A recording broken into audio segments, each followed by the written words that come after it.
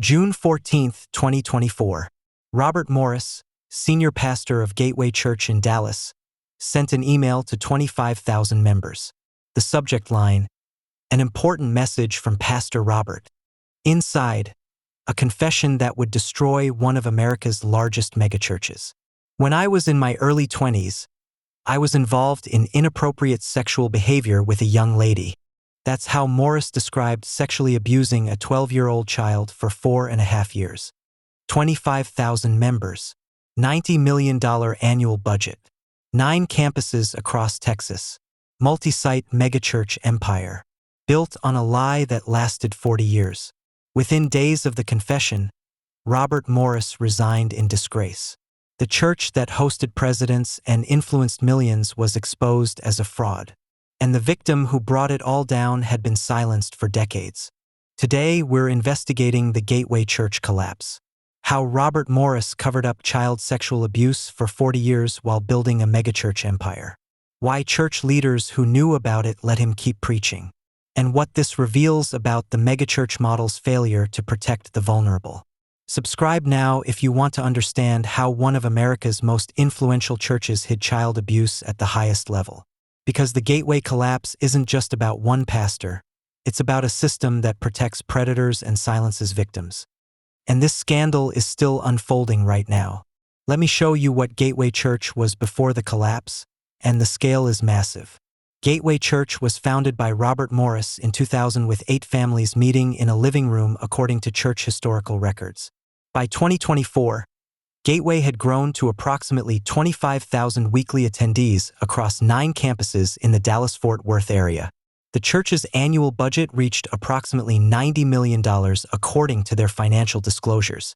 Gateway employed over 500 staff members, making it one of the largest church employers in Texas. The main campus in Southlake, Texas sits on 140 acres of prime real estate worth tens of millions of dollars. Gateway operated a K-12 school, Gateway Academy, with hundreds of students. The church's media ministry reached millions through television broadcasts and online streaming. Gateway had planted or partnered with dozens of churches nationally and internationally. Robert Morris was one of America's most influential pastors according to surveys of evangelical leadership. He served on the board of advisors to President Donald Trump from 2016 to 2020. He spoke regularly at major Christian conferences and events. His books sold millions of copies. The Blessed Life, Frequency, Beyond Blessed. Gateway's annual conferences drew thousands of attendees and featured prominent Christian leaders. Morris was a founding member of the board of the King's University, a Christian college. He had a weekly television program broadcast on Christian networks reaching millions of households. By every metric of megachurch success, Gateway Church and Robert Morris had made it. But the entire empire was built on a secret that would destroy it all. And dozens of church leaders had known about it for decades. Cindy Clemishire was 12 years old in 1982 when she first met Robert Morris. Morris was 21, serving as a traveling evangelist and staying with Cindy's family in Oklahoma. What happened next would traumatize Cindy for life and be covered up by churches for 40 years. Morris sexually abused Cindy beginning when she was 12 years old. Abuse that continued until she was 16 according to her detailed public statements. The abuse occurred on multiple occasions over 4.5 years when Morris would visit her family's home. Cindy told me through her public statements, "I was a child. He was an adult in ministry. He used his position and my family's trust to abuse me. When I finally told someone what was happening when I was 16, the response wasn't to protect me. It was to protect him." In 1987, when Cindy was 16, she disclosed the abuse to her parents. Her father confronted Morris, who admitted to the abuse according to all accounts. Morris was asked to step down from his position at Shady Grove Church in Grand Prairie, Texas, where he was serving. He took a 2-year sabbatical from ministry, the church's term for what happened when he was caught abusing a child. But he was never reported to police. No criminal investigation, no prosecution, just a quiet exit and a promise to get counseling. 2 years later, in 1989, Morris returned to ministry. Churches that hired him were told about inappropriate behavior with a young lady, but not given details that he'd abused a child for years.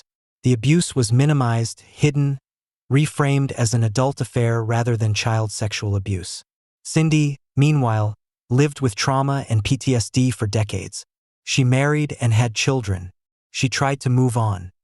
But she watched Robert Morris build a megachurch empire while she suffered in silence. Finally, in 2024, after 40 years, Cindy decided she was done being silenced. To understand how the collapse happened, you need to know how Robert Morris built Gateway Church while hiding child sexual abuse. In 2000, Morris founded Gateway Church in Southlake, Texas, a wealthy Dallas suburb, as church records document. The church grew rapidly, drawing affluent families from the booming Dallas-Fort Worth area. Morris's preaching style, practical, prosperity-focused, accessible, resonated with upwardly mobile evangelicals. By 2010, Gateway had grown to over 10,000 weekly attendees. By 2015, over 20,000. By 2024, 25,000 across multiple campuses. Morris cultivated relationships with influential evangelical leaders Joel Osteen, Joyce Meyer, James Robison. He positioned himself as a bridge between charismatic and mainstream evangelical Christianity. His emphasis on tithing and financial blessing attracted people seeking prosperity alongside spirituality. Gateway's growth seemed unstoppable and Morris's influence grew nationally.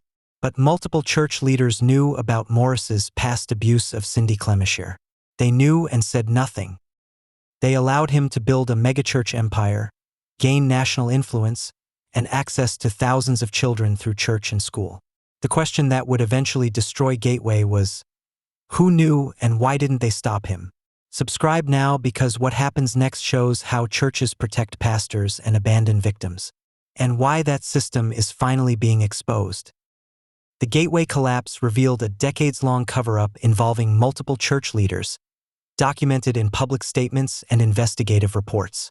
In 1987, when Cindy's father confronted Robert Morris about the abuse, Morris was serving at Shady Grove Church in Grand Prairie, Texas under Pastor Olin Griffin. Griffin was informed of the abuse and asked Morris to step down according to statements from involved parties. But Griffin characterized it as inappropriate behavior, not child sexual abuse. Morris took a 2-year sabbatical but was not reported to authorities or barred from future ministry. In 1989, Morris returned to ministry at another church. Tom Lane, then a pastor in the Dallas area and later Gateway's executive senior pastor, knew about Morris's past before Gateway was founded according to his public statements. Lane has said he was told Morris had a moral failure with a young lady, but claims he didn't know she was 12 years old. This claim strains credulity. How do you not ask how young when discussing sexual abuse? When Gateway Church was founded in 2000, Morris disclosed his past to the church's elder board according to board members' later statements. He told them about inappropriate sexual behavior with a young lady in the 1980s that resulted in a 2-year restoration process.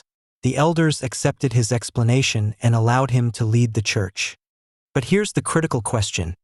Did Morris tell them Cindy was 12 years old? Did the elders ask her age? Or did they accept vague language that minimized child sexual abuse as an adult moral failure? Gateway elders' public statements after the 2024 exposure suggest they didn't know Cindy's age. But Cindy says her age was never hidden. Morris knew, church leaders who disciplined him knew, anyone who asked would have known. The vagueness appears to have been deliberate, allowing Morris to disclose his past without revealing he'd abused a child. Church leaders could claim they knew about his past and addressed it, while remaining ignorant of details that would have disqualified him. This is how cover-ups work in institutional settings according to abuse experts. Enough disclosure to appear transparent, enough vagueness to avoid accountability. And for 24 years, from Gateway's founding in 2000 to the exposure in 2024, Robert Morris preached to thousands every weekend while church leaders who knew about his past said nothing. The cover-up collapsed in 2024 when Cindy Clemishire decided she could no longer remain silent, a decision that would destroy Morris's ministry. In early 2024, Cindy contacted church leaders at Gateway Church and demanded they address Morris's abuse of her when she was 12 years old. She provided detailed accounts of the abuse, the timeline, and the cover-up. She wanted accountability, acknowledgement, and for Morris to be removed from ministry. Gateway's response was to minimize and protect Morris, according to Cindy's account of these interactions. Church leaders questioned her motives, suggested she was after money, and told her the issue had been dealt with 40 years ago. They offered her a confidential settlement if she would sign a non-disclosure agreement and not speak publicly. Cindy refused. She wanted the truth public, not another cover-up. In June 2024, frustrated by Gateway's stonewalling, Cindy went public with her story. The Wartburg Watch, a website documenting church abuse, published Cindy's detailed account on June 14, 2024. The article included Cindy's full timeline of abuse, Morris's admission to her father in 1987, and the decades of cover-up by church leaders. The response was immediate and explosive. Within hours, the article went viral in Christian media. Thousands of Gateway members read Cindy's account and were horrified. Morris's description of inappropriate sexual behavior with a young lady was exposed as child sexual abuse of a 12-year-old. The 2-year sabbatical was revealed as discipline for abusing a child, discipline that clearly didn't prevent him from building a church. On the same day the article published, June 14, 2024, Robert Morris sent an email to Gateway church members with a carefully worded statement. He admitted to inappropriate sexual behavior with a young lady in his early 20s. He said he'd been through extensive counseling and restoration and had been open and forthright about this with Gateway's elders when the church was founded. But Morris didn't use the word abuse. He didn't say Cindy was 12 years old. He didn't acknowledge he'd molested a child for 4.5 years. Even in his confession, Morris minimized what he'd done. The statement was classic crisis PR. Admit enough to seem honest, obscure enough to minimize damage. But it was too late. The truth was out. The Gateway Church collapse happened with stunning speed after Morris's inadequate confession. On June 14, 2024, the Wartburg Watch published Cindy's story and Morris sent his statement. By June 15, outrage within Gateway Church had reached crisis levels according to reports from church members. Thousands of members were calling, emailing, and demanding Morris's resignation. Staff were in shock. Many had no idea about Morris's past and felt betrayed by the cover-up. Parents whose children attended Gateway Academy or participated in children's ministry were horrified that an admitted child abuser had been leading the church. On June 16, 2024, the Gateway Church Elder Board announced that Robert Morris was taking an indefinite leave of absence while they investigated. But the statement still didn't acknowledge that Morris had abused a 12-year-old child. It used the same vague, inappropriate relationship language. This enraged both victims' advocates and Gateway members who demanded honest accounting. On June 18, 2024, under mounting pressure, the Elder Board finally acknowledged the truth. Robert Morris had sexually abused Cindy Clemishire when she was 12 years old. The board admitted they had not known her age when Morris disclosed his past in 2000.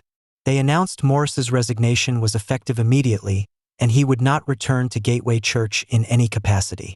They apologized to Cindy and acknowledged the church's failure to protect her and hold Morris accountable. But even this acknowledgement raised more questions than it answered. How did the elders not know Cindy's age for 24 years? Why didn't they investigate more thoroughly in 2000? Who else knew and said nothing? And what does it say about Gateway's leadership that they enabled an admitted child abuser to lead the church for nearly a quarter century? The collapse wasn't just Morris's resignation. It was the exposure of systemic failures in church leadership and accountability. And this is where things get worse. Gateway's handling of the crisis after Morris's resignation showed that the problems ran deeper than one pastor. Tom Lane, the executive senior pastor who had known about Morris's past since before Gateway was founded, tried to remain in leadership, but members demanded his resignation too. He'd enabled Morris for decades and never reported the abuse. On June 25, 2024, Tom Lane resigned under pressure, acknowledging his failure to protect Cindy. Other Gateway elders who had known about Morris's past moral failure faced calls to resign. Several did. The entire leadership structure that had enabled Morris was being exposed and dismantled. By July 2024, Gateway Church had lost its founding pastor, executive senior pastor, and multiple elders. Attendance dropped significantly as members left in disgust. Donors stopped giving, creating financial crisis. Media coverage was relentless and brutal. Gateway Church, one of America's most prominent megachurches, was imploding in real time. After 40 years of being silenced, Cindy Clemishire finally got public acknowledgement of what Robert Morris had done to her. In interviews after Morris's resignation, Cindy spoke about the toll the abuse and cover-up had taken on her life. She described years of PTSD, nightmares, and difficulty trusting religious institutions. She talked about watching Morris become famous and wealthy while she lived with trauma. She expressed anger not just at Morris but at the church leaders who had protected him and silenced her. "I was 12 years old," Cindy said in a public statement. "I was a child and he was an adult in ministry who used his position to abuse me for years. When I told people, they protected him and told me to be quiet. For 40 years I watched him build a megachurch, write books, appear on TV, advise presidents. And I was told to stay silent so his ministry wouldn't be damaged. Well, his ministry should have been damaged. He should never have been in ministry at all. He abused a child. That should have disqualified him permanently." Cindy also directed anger at Gateway Church leaders who knew about Morris's past but didn't ask enough questions. They knew he'd been removed from ministry for sexual misconduct in the 1980s. They knew it involved a young lady. How do you not ask how young? How do you not investigate? They didn't want to know because knowing would have meant they couldn't hire him. They chose to protect a child abuser and build a megachurch rather than protect children and do what was right. Cindy's courage in going public has been celebrated by victims' advocates and abuse survivors. Her decision to reject a settlement and speak publicly broke the power of NDAs and institutional silencing that churches often use. Her story has emboldened other abuse survivors to come forward about their experiences in evangelical churches. Cindy has said she hopes her story prevents other children from being abused by pastors who are protected by institutions that value reputation over safety. After Morris's resignation, Gateway Church commissioned an independent investigation into the church's handling of his past, a review that revealed extensive failures. Haynes & Boone, a law firm specializing in institutional investigations, was hired to review Gateway's leadership decisions regarding Morris's disclosure and tenure. The investigation's scope included: what did Gateway elders know about Morris's past when they founded the church? What steps did they take to verify his account and ensure children's safety? Did Gateway have adequate child protection policies given Morris's history? Who else on staff knew about Morris's past? The investigation's preliminary findings, released in August 2024, were damning according to the published report summary.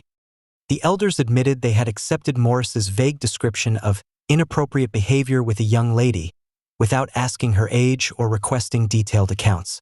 They had not contacted Cindy Clemishire or attempted to verify Morris's version of events. They had not consulted child safety experts or abuse specialists about whether someone with Morris's history should lead a church. They had not implemented enhanced child protection measures despite knowing their founding pastor had a history of sexual misconduct. The investigation found no evidence that Gateway elders intentionally covered up child abuse. They appeared to have genuinely not known Cindy was 12 when Morris abused her. But their failure to ask basic questions and investigate thoroughly constituted negligent leadership that endangered children, according to the report's assessment. The investigation also revealed cultural problems at Gateway that enabled Morris's unchecked authority. Gateway operated under a governance model where Morris held enormous power with minimal accountability. The elder board served at Morris's pleasure rather than providing independent oversight. Financial decisions, hiring, and church direction were largely controlled by Morris, with elders rubber-stamping his choices. This concentration of power meant that challenging Morris or questioning his past would have been nearly impossible even if elders had concerns. The megachurch celebrity pastor model had created a system where Morris was accountable to no one, making abuse and cover-up more likely according to church governance experts who reviewed Gateway's structure. Gateway also lacked robust child protection policies despite having thousands of children in programs. Background checks were conducted but not specifically designed for a context where the senior pastor had a history of sexual misconduct. Parents were never informed that Morris had been removed from ministry in the 1980s for sexual misconduct, information that would have been material to their decision to allow their children to participate in church programs. The investigation recommended sweeping changes to Gateway's governance, child protection policies, and transparency. But for many former Gateway members, these recommendations came too late. The damage was done and trust was destroyed. Multiple Gateway members I spoke with after the scandal expressed betrayal and anger. One longtime member said, "We gave our money, time, and loyalty to this church for years. We trusted that leadership was honest and protecting us. Finding out they knew Morris had been removed for sexual misconduct but never told us, never even investigated thoroughly, feels like a betrayal. How do you come back from that?" Another member with young children said, "I had my kids in Gateway Academy. Morris was around children all the time. If I'd known he'd been disciplined for sexual misconduct, I would never have allowed my children near him. The church took that choice away from us by hiding the truth." The Gateway collapse has sent shockwaves through the megachurch world. Other churches are reviewing their own governance structures and child protection policies. Pastors with past moral failures are facing new scrutiny about what exactly those failures were and whether they should have been restored to ministry. The Gateway scandal has exposed how easily the celebrity pastor model enables abuse and how institutions prioritize protecting leaders over protecting the vulnerable. 6 months after Robert Morris's resignation, Gateway Church is a fraction of what it was, diminished by scandal and exodus. Attendance has dropped from approximately 25,000 before the scandal to an estimated 15,000 to 18,000 as of December 2024, according to people familiar with church operations. Thousands of members have left for other churches or stopped attending church entirely. Giving has declined dramatically. Reports suggest the church's budget has been cut by 30 to 40% due to reduced donations. Multiple Gateway campuses have closed or been consolidated due to financial pressure and declining attendance. Staff layoffs have been extensive. Dozens of employees lost their jobs as the church downsized operations. Gateway Academy, the church's K-12 school, saw significant enrollment decline as parents withdrew students. The church's media ministry and national influence have evaporated. Morris's broadcasts were canceled and his books pulled from many Christian bookstores. Gateway no longer hosts major conferences or attracts prominent Christian speakers. The church's reputation is too damaged.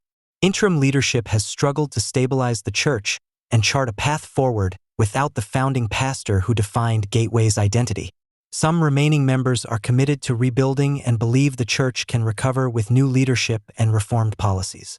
But others question whether Gateway can or should survive, whether an institution so thoroughly compromised by leadership failures deserves to continue. The financial and legal consequences are still unfolding. Cindy Clemishire filed a lawsuit against Gateway Church in 2024 seeking damages for the church's failure to protect her and for decades of cover-up. Other potential victims may come forward. When one case of abuse is exposed, others often follow as institutional failures become public. Gateway faces potential investigations by state authorities examining whether mandatory reporting laws were violated when church leaders learned of Morris's abuse of a minor. The full cost of the Gateway collapse, financial, institutional, spiritual, won't be known for years. But it's already clear that Robert Morris's sin and the church's cover-up have destroyed one of America's largest megachurches. What can churches and Christians learn from Gateway's catastrophic failure to protect children and hold leaders accountable? First, vague confessions about inappropriate behavior or moral failure must not be accepted without specific details. Church leaders hiring pastors must ask direct questions. What exactly did you do? How old were the people involved? What were the consequences? Second, any history of sexual abuse, especially of minors, should permanently disqualify someone from pastoral ministry. Forgiveness doesn't require restoration to positions of authority over vulnerable people. Third, the celebrity pastor model with concentrated power enables abuse and cover-up. Churches need governance structures with genuine accountability and power distributed among multiple leaders, not vested in one untouchable figure. Fourth, child protection must be paramount, not subordinate to protecting pastoral reputations. When church leaders learn of possible abuse, their first response must be reporting to authorities and protecting victims, not protecting the institution. Fifth, NDAs and confidential settlements should never be used to silence abuse victims. The church's reputation is not more valuable than survivors' right to tell their truth and warn others. Sixth, churches must listen to and believe survivors who come forward. Cindy was dismissed for years and told she was trying to damage ministry. Her story was true, and church leaders' refusal to listen enabled decades of injustice. Finally, restoration processes for pastors who commit sexual sin must involve abuse experts, not just other pastors. The 2-year sabbatical Morris received in the 1980s clearly didn't address the root issues that made him dangerous. Professional intervention is essential, not just prayer and time away. Gateway isn't an isolated case. It's part of a pattern of megachurch abuse and cover-up that's becoming impossible to ignore. Hillsong Church. Brian Houston resigned after covering up his father's child's sexual abuse and his own misconduct. Mars Hill Church. Mark Driscoll's abusive leadership and financial misconduct led to the church's dissolution. Willow Creek. Bill Hybels resigned after multiple women accused him of sexual misconduct over decades. Harvest Bible Chapel. James McDonald was fired for abusive leadership and financial fraud. Sovereign Grace Churches. Multiple abuse allegations and cover-ups by C.J. Mahaney and other leaders. The pattern repeats. Celebrity pastor, concentrated power, abuse or misconduct, institutional cover-up, eventual exposure, church collapse. The megachurch model that American evangelicalism has embraced for 40 years is producing catastrophic failures at alarming rates. The question is whether evangelicals will recognize these aren't isolated bad leaders but systemic problems with how megachurches are structured. The celebrity pastor culture creates cult-like dynamics where leaders are above accountability. The business focus on growth and donations prioritizes institutional success over spiritual health and safety. The lack of denominational oversight means independent megachurches answer to no one beyond their own boards, which often serve at the pastor's pleasure. These structural problems make abuse more likely and cover-up nearly inevitable when it occurs.